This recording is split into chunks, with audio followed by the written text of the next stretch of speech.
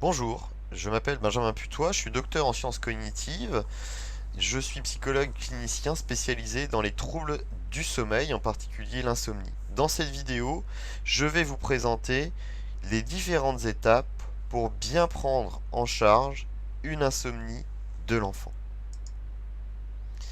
Si votre enfant se réveille trop fréquemment pour son âge, si les nuits sont devenues des suites de pleurs interminables, si votre enfant est très difficile à rendormir sans votre présence, ce qui va vous nécessiter à chaque fois de vous réveiller au milieu de la nuit pour pouvoir aider votre enfant à se réendormir.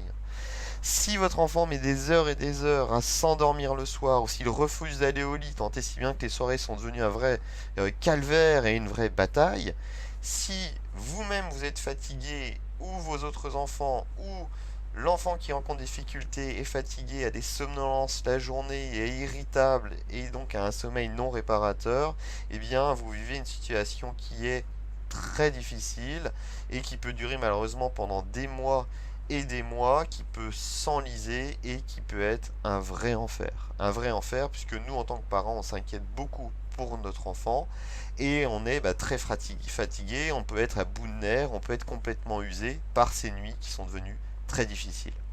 Si vous rencontrez ce type de situation, il est important de ne pas rester seul et de trouver un professionnel compétent qui pourrait être à votre écoute.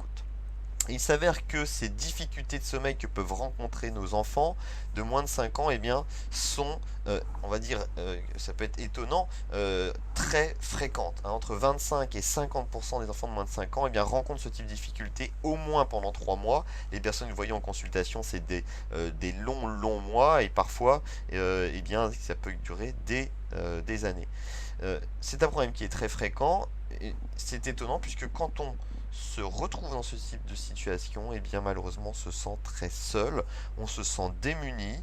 On a essayé plein de solutions, des médicaments, de l'homéopathie, on était voir un ostéopathe, on a parlé à notre médecin traitant, on a essayé des sirops, on a essayé des lumières, on a essayé des musiques, on a tout essayé en tant que parent et on n'en peut plus parce que le problème persiste, on est à bout de nerfs, on est désespéré parce qu'on a tout essayé, notre entourage nous dit bah c'est pas normal, moi mon enfant il dort bien, on s'inquiète d'autant plus, on pense qu'on a mal fait, on commence à culpabiliser, bref, on commence à tomber dans un cercle vicieux qui est de plus en plus difficile et rude à supporter. Donc dans ces cas-là, ne restez pas seul, prenez rendez-vous au plus vite avec un ou une psychologue de notre service. Pour ce faire, vous pouvez aller sur notre site internet, vous allez renseigner des informations sur http://rdv.dormium.fr et sélectionner une date et un créneau horaire à laquelle un psychologue ou une psychologue spécialisée va vous appeler et avoir une conversation téléphonique avec vous. Ce psychologue ou cette psychologue est spécialisée dans les troubles du sommeil, va être à votre écoute, va vous poser des questions pour bien comprendre la situation que vous vivez et les composantes principales du sommeil de votre enfant, bien comprendre aussi le contexte général, s'il y a d'autres maladies, des rhinos, des otites, des reflux gastro-œsophagiens, des difficultés respiratoires annexes. Ça va vous demander de bien décrire la situation pour pouvoir vous orienter au mieux. Si la situation s'avère être complexe, si le trouble du sommeil est complexe, eh bien cette ou ce psychologue va vous orienter vers une structure hospitalière dédiée à la pédiatrie du sommeil. En cas de situation, pourrions-nous dire, certes difficile, mais moins complexe, avec moins de comorbidité d'autres maladies, eh bien peut-être que la situation ne nécessite pas un rendez-vous à l'hôpital, et dans ces cas-là, ce ou cette psychologue vous orientera vers une visioconsultation spécialisée. Vous n'aurez pas donc à vous rendre à l'hôpital pour traiter efficacement le problème. Cette psychologue ou ce psychologue va ensuite vous expliquer comment évaluer le sommeil de votre enfant. Vous allez aller sur un espace dédié à Internet où vous allez renseigner des questionnaires de dépistage du sommeil, des troubles du sommeil de l'enfant, et vous allez tenir un agenda du sommeil au moins pendant 2 semaines. L'agenda du sommeil est un outil indispensable. Il s'agit de sommeil. Le sommeil se développe, change au cours du développement de l'enfant, surtout les premières années de vie. Le sommeil est une histoire de rythme. Il est difficile de faire un diagnostic juste sur la description d'une nuit. Ça va nécessiter d'avoir la description de plusieurs nuits pour bien voir les rythmes de votre enfant et pouvoir affiner au mieux le diagnostic. Donc on va vraiment vous inviter à remplir quotidiennement un agenda du sommeil. Vous allez pouvoir le faire soit en format papier, comme vous le voyez présentement. Vous voyez qu'en bleu, grisé, eh bien, il s'agit des moments où l'enfant a dormi et en blanc, l'enfant n'a pas dormi. Vous voyez là dans cet exemple que l'enfant, au début de nuit, a eu des nuits difficiles avec de nombreux réveils et que ses siestes sont désorganisées. Nous allons vous inviter à remplir cet agenda du sommeil en ligne, par Internet, comme vous le voyez juste en dessous. Les périodes en bleu sont les périodes de sommeil. Vous voyez qu'à gauche, il y a les sommeils de nuit et à droite, les siestes. Vous voyez, pour cet enfant, il se couche souvent tard, les endormissements sont difficiles, il a des réveils le matin qui durent de plusieurs heures. Il est important de remplir cet agenda puisque à chaque âge, son sommeil. Et pour poser un bon diagnostic, il est important de comparer le sommeil de votre enfant, les rythmes de votre enfant, au sommeil et au rythme d'enfant de son âge. Prenons un garçon là de 11 mois avant le traitement, se réveille très régulièrement, a des siestes irrégulières et ces réveils intempestifs nécessitent le soutien, la présence et le bercement de la part de ses parents pour qu'ils puissent se rendormir. Pensez bien que là, dans une telle situation, c'est très très difficile pour les parents puisque chaque heure, eh bien, ils sont obligés de sortir de leur lit. Ils se retrouvent avec un sommeil qui est complètement cassé. C'est d'autant plus pour faire les longues journées laborieuses. Dans cet exemple-là, les parents ont tenu donc cet agenda pendant 2 semaines, ce qui nous a permis d'affiner le diagnostic en fonction de l'âge de l'enfant. Et on va inviter les parents à continuer à remplir l'agenda du sommeil, puisque ça va être une aide pour la mise en place des techniques et pour valider, pour vérifier si la technique est bien efficace. Dans cet exemple-là, en fonction du type d'insomnie de l'enfant, nous avons conseillé aux parents d'appliquer telle méthode, et en suivant cette méthode, eh bien, au bout d'un mois et demi, ils ont réduit la fréquence des réveils nocturnes comme vous le voyez sur cet agenda-là. Donc un agenda de sommeil, c'est primordial à remplir avant de faire une consultation spécialisée. Le remplir au moins pendant 2 semaines, c'est une aide au dépistage, c'est une aide au diagnostic et c'est une aide pour la mise en place des techniques. Quand vous aurez rempli ces questionnaires de dépistage et cet agenda du sommeil au moins pendant 2 semaines, il va être temps d'identifier les causes de l'insomnie, c'est-à-dire de poser un diagnostic. Pour ce faire, eh bien, vous verrez un autre psychologue soit à l'hôpital, soit en visioconférence. Pour ce qui est de la visioconférence, nous pouvons le faire par rapport avec des systèmes, des logiciels dédiés ou par Skype. Il s'agit de se voir par Internet, comme si on se voyait en vrai, on voit nos visages, je vois votre enfant et nous discuterons de manière naturelle et directe, comme s'il s'agissait d'une vraie conversation. Il s'avère que beaucoup de parents préfèrent et privilégient la visioconférence puisque c'est très pratique en termes d'horaire et ça réduit les déplacements.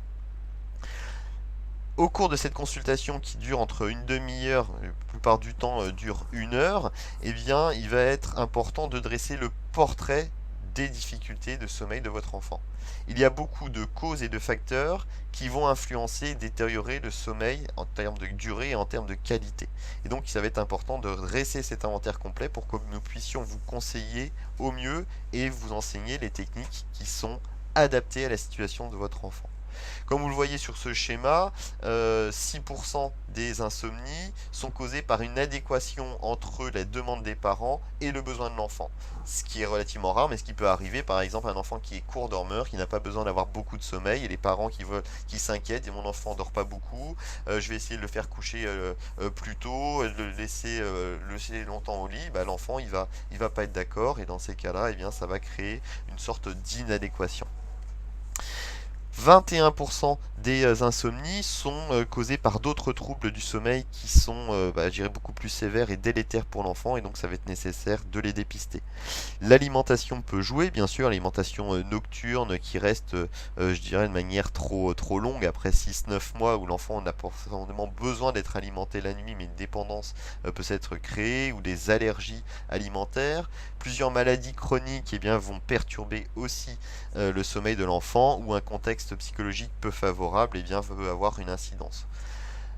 La majeure partie des insomnies sont dues surtout à des problèmes de rythme, à des problèmes d'environnement, par exemple la pression de la fratrie ou des voisins, ou l'enfant qui pleure la nuit va réveiller l'entourage, et dans ces cas-là, il y a une pression qui va être de mise pour rendormir au plus tôt l'enfant pleurant la nuit. Il peut s'agir souvent de mauvaises habitudes, de bonnes habitudes qui sont prises au début, mais avec l'âge faisant, ces bonnes habitudes deviennent des mauvaises habitudes parce que nos enfants grandissent, ou la présence de parents qui devient indispensable, et il n'est pas rare que les parents sont obligés de dormir avec l'enfant à la nuit, ou je dirais sont enchaînés au lit dans leur chambre, dans la chambre de leur enfant pour que leur enfant arrive à dormir. Donc là c'est très très difficile pour les parents, ou le problème des limites, hein, les enfants qui sont très turbulents, très agités et qui refusent d'aller au lit, et bien tout ça, le caractère des enfants, le comportement de l'enfant, va influencer son sommeil. Une fois que nous allons bien identifier toutes ces causes, il s'agira de vous proposer la meilleure orientation et la méthode la plus adaptée à la situation. Donc l'étape 4 consiste à vous enseigner les méthodes qui sont recommandées et reconnues comme efficaces par rapport à tel type ou tel type d'insomnie. Les traitements que nous enseignons reposent sur des méthodes qui sont naturelles. C'est une affaire essentiellement d'éducation. C'est comment, en tant que parent, je vais éduquer mon enfant pour qu'il fasse des nuits complètes, pour qu'il n'ait plus besoin de moi, pour qu'il soit autonome dans son apprentissage du sommeil, dans son apprentissage de l'endormissement. Il ne s'agit pas de prendre des médicaments. Comme toute éducation, ça demande de la persévérance, de l'endurance et de la patience. Mais c'est reconnu comme très efficace. Ça a été testé scientifiquement. L'Académie américaine de médecine du sommeil a analysé plus de 52 études scientifiques, a comparé avec des méthodologies robustes différentes méthodes pour aider nos enfants à mieux dormir, et il s'avère que 94% de ces études-là montrent des améliorations cliniques significatives, soit pour les endormissements, soit la réduction des réveils nocturnes, et cela chez 80% des jeunes enfants. Donc, une bonne prise en charge d'une insomnie de l'enfant, c'est respecter ces 4 étapes-là. Premièrement, c'est en parler à quelqu'un qui connaît le développement du sommeil de l'enfant, qui connaît bien l'insomnie de l'enfant. Deuxième étape, c'est de tenir un agenda du sommeil. Troisième étape, c'est d'analyser cet agenda du sommeil, d'identifier, d'inventarier toutes les causes de l'insomnie pour soit faire une orientation pédiatrique, soit appliquer la méthode adaptée. La quatrième étape et finale, c'est vous en tant que parent, d'être plus au fait du développement de sommeil naturel de l'enfant, de bien être au fait aussi de comment fonctionnent et perdurent des insomnies chroniques de l'enfant pour pouvoir faire ce qui va fonctionner au mieux. Tout au long de ces 4 étapes, vous pouvez être orienté vers une consultation spécialisée hospitalière de pédiatrie du sommeil en cas de forte difficulté ou de troubles complexes. En attendant de prendre un rendez-vous, je vous invite à lire cet ouvrage Le sommeil, le rêve et l'enfant, qui a été écrit par le docteur Marie Thirion et le docteur Marie-Joseph Chalamel. C'est l'ouvrage de référence en matière de sommeil de l'enfant et d'insomnie de l'enfant. Donc déjà commencer à lire cet ouvrage, c'est déjà faire un premier pas vers un mieux. Je vous souhaite bon courage. Pourquoi je vous souhaite bon courage? Parce que c'est difficile de se retrouver dans ces situations-là où nos enfants ne dorment pas, et ça devient vite vraiment infernal, insupportable et usant. Donc il s'agit de courage, certes, mais il s'agit aussi de motivation pour trouver des solutions, et les solutions efficaces, elles existent.